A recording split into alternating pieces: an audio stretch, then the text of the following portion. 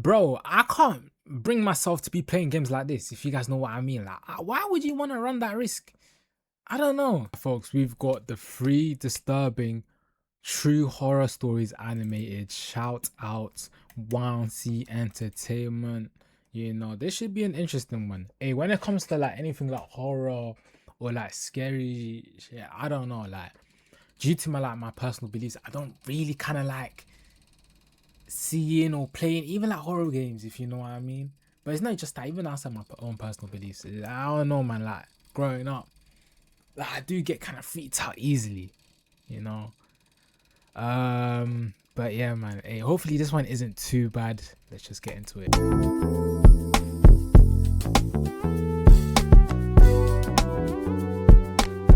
Paranormal experiences in my life. This one happened several years ago when I was living in Longview. At the time, I often went to my boyfriend's grandparents' house with him. It was close I'm to not where I gonna lie, lived, the narrator and I on really this liked them. One day, he and I went there with 2 other friends. voiceover, right? After we Already, arrived, this we is all giving gathered me around like, and oh downloaded a no, Ouija board app on my phone. this could be a long We were really into long paranormal stuff, and reaction. honestly, we weren't scared at all. We tried it a few times and came into contact with several spirits. 2 of them were far more specific than the others. The first spirit we encountered said her name was Peggy. We asked her simple questions, things like, how did you die, and are you trapped here? She claimed she had drowned in a swamp. Coincidentally, there was a filthy, trash-filled swamp directly behind my boyfriend's grandparents' house. One of our friends got scared and begged us to stop, saying she didn't want to hear anymore. We said goodbye to the spirit and tried the app a few more times, but this time, the spirit... You see what I was when I was mentioning about like my own personal beliefs, bro. I can't bring myself to be playing games like this, if you guys know what I mean. Like, why would you want to run that risk? I don't know. Appeared that refused to give us its name. The friend who had been scared of Peggy started saying she had a really bad feeling about it. Child, like, we all laughed it off. I'm not running these games. I wouldn't run these risks. Do you like us? The planchette moved to no, and at that exact moment, my phone screen began to flicker very faintly. We were all terrified and immediately closed the app. Later that night, everyone went home.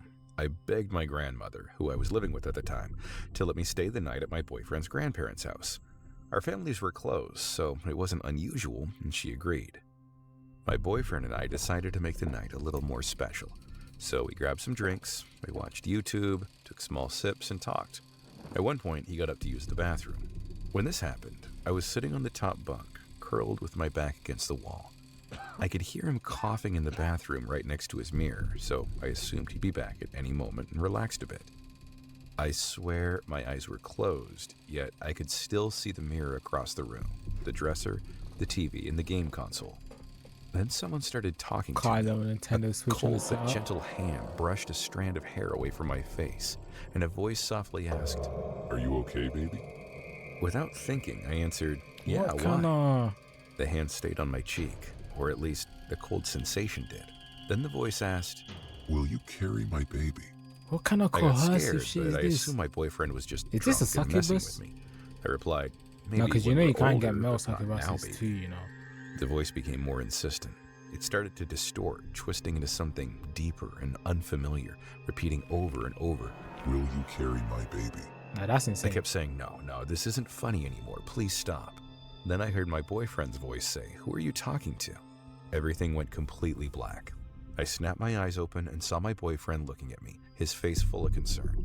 "I was talking to you," I said, assuming he was joking. "I just walked back from the bathroom," he said, even more worried. "I heard you talking to someone."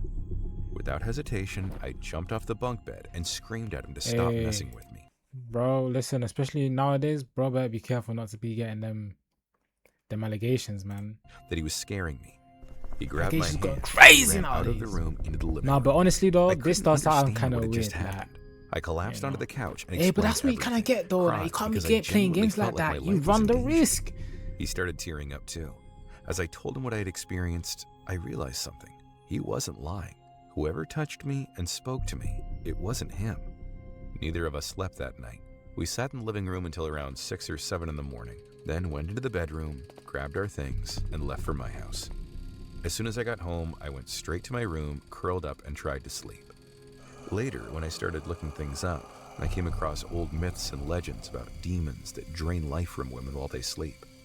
I hope I never experience anything like that again. It's too difficult to explain to others and even to myself. That night, I felt like I was losing my mind.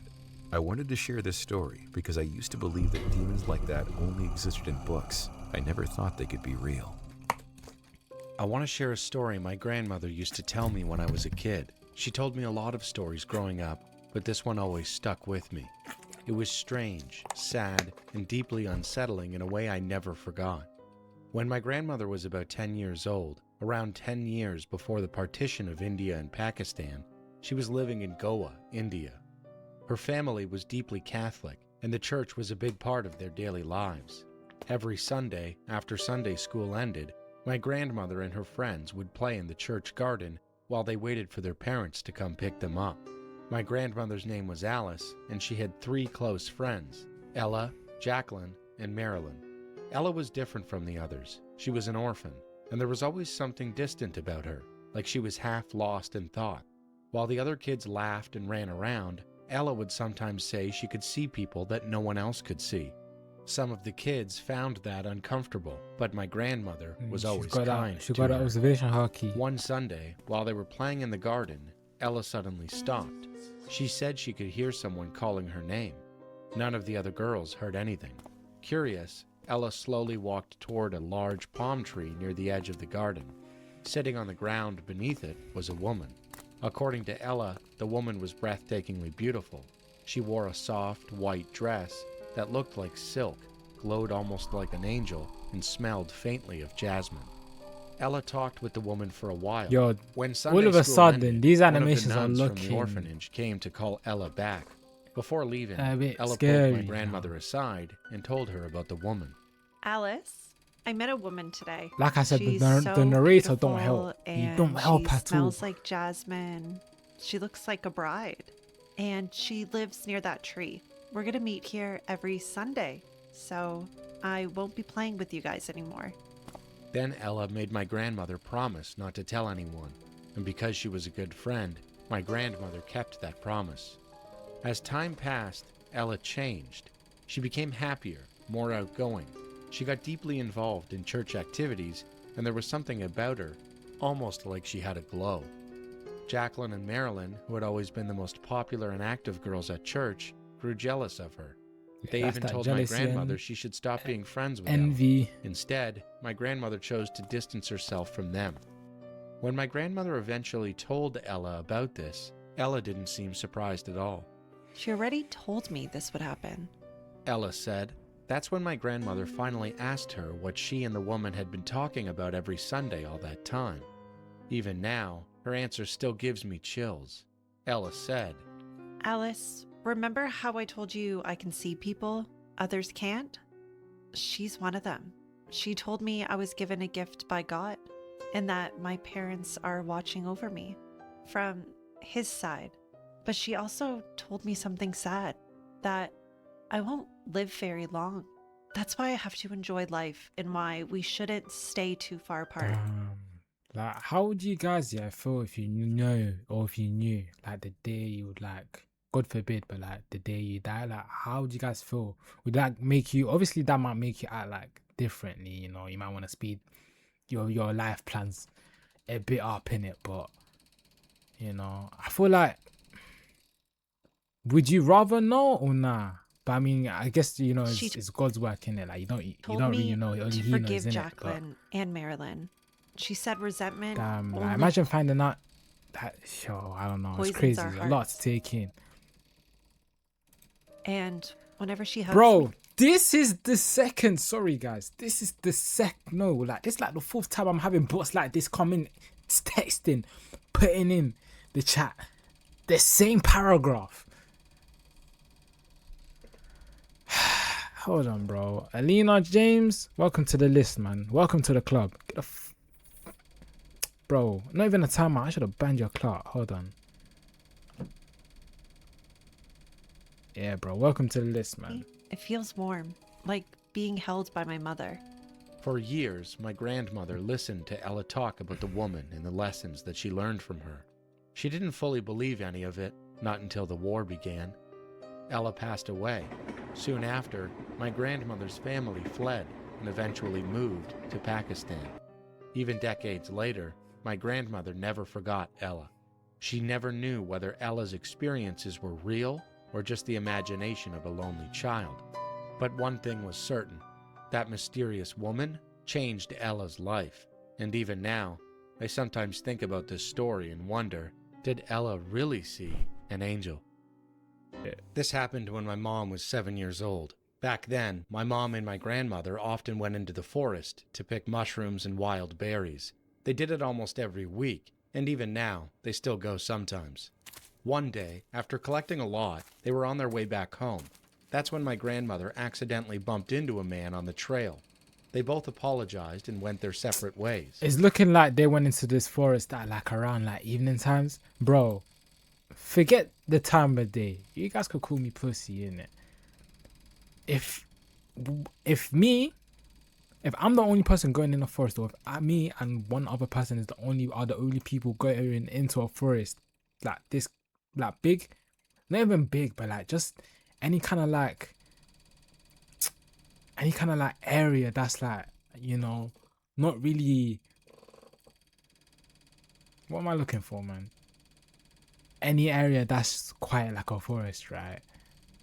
Any area like a forest, bro. Me personally, I just can't do it. You know, I can't, man. You never know what you're gonna be running into. You never know what you're gonna be running into. And it's like a forest is like a breeding ground for witches. Just happen, you know, unexpected. Like expect the unexpected. Essentially, when you step into like a scenery like a forest. I don't know. I've always been creeped out from the setting of a forest. Man had a strange, unpleasant smell, but she didn't think much of it. A little while later, the same man appeared again, and this time he was following them. He asked, "Are you here to pick mushrooms?" They both said yes. My grandmother replied, Yes, but we're heading home now. Then the man said, "Follow me. I know a place where there are a lot of mushrooms." At that moment, my grandmother felt a chill run down her spine. She told him they needed to go home quickly. My mom was tired too and just wanted to leave. But the man wouldn't stop. He kept insisting that they follow him again and again. Finally, they started running. I was and literally he about to say, ran make after her them. run for it, bro. When they were almost out of the forest, the man suddenly stopped. He just stood there, staring at them, with a strange, unreadable expression. Oh no. They ran all the way home. They've got About 3 he's got days them locked later, into the my mom and grandmother went back to the Oh, no, forest no, to they're pick good, more they're good. mushrooms. This time, they took a different path. As soon as they entered, they saw several police cars. It looked like a crime scene. Later, they found out that it really was one. A police officer approached them and asked if they had seen anything suspicious. My grandmother told him about the man who had followed them. The officer Wait, then hold on. showed- First of all, I'm actually comprehending this. Why you had this weird experience and 2-3 days later you still go ahead and enter this forest, bro? Oh no, man, like it don't sound too small. her a photo and asked, "Is this the man? He's our main suspect." Why would you My go grandmother back into the froze. forest again? It was him, the same creepy man who had chased them. She was absolutely sure. She Bro, me asked personally, the I officer. would never. I What would ensure I happened? never make What did he a do? trip. The officer this told her forest, that a young to this woman said had been forest again. brutally murdered in the forest. My grandmother was terrified. My mom started crying uncontrollably. A few weeks later, a letter arrived at their house. Because they were witnesses, my grandmother was summoned to court. She testified about what she had seen. In the end, the man was found guilty of murder and sentenced to life in prison. About a week later, news came out that he had confessed. He admitted that he had killed 2 other women. The girl in the forest wasn't his only victim. After that, my mom and grandmother felt relieved. They slowly began going back to the I forest. feel again. like he's gonna come. He might. I don't know. Let's finish this episode. But 4 years later, something else happened. There was a prison break in Broke the out. area. Rumors spread that about 7 inmates had escaped, including him. After hearing that, they were too scared to ever return. They never went back to that forest again. Sometimes I still think about what could have happened to them. What if they had followed him to get more mushrooms? Okay, first of all, like that should have been the first thing you done. Never go back there again. Why would you have that thought process of just heading back? But I don't know. Hey, guys, this was the end of the reaction. Again, like I said, this is I probably won't be doing too much. Listen, if you guys want to see more of these, then I'll push through it, I guess. But I don't really see myself doing these kind of videos. You know, like a whole lot going into the future. Like I don't know, like bro, I'm not really into this horror stories or these horror games or these horror, you know what I mean, like these scary shit. I don't know, man. But yeah, man, I'll end it here.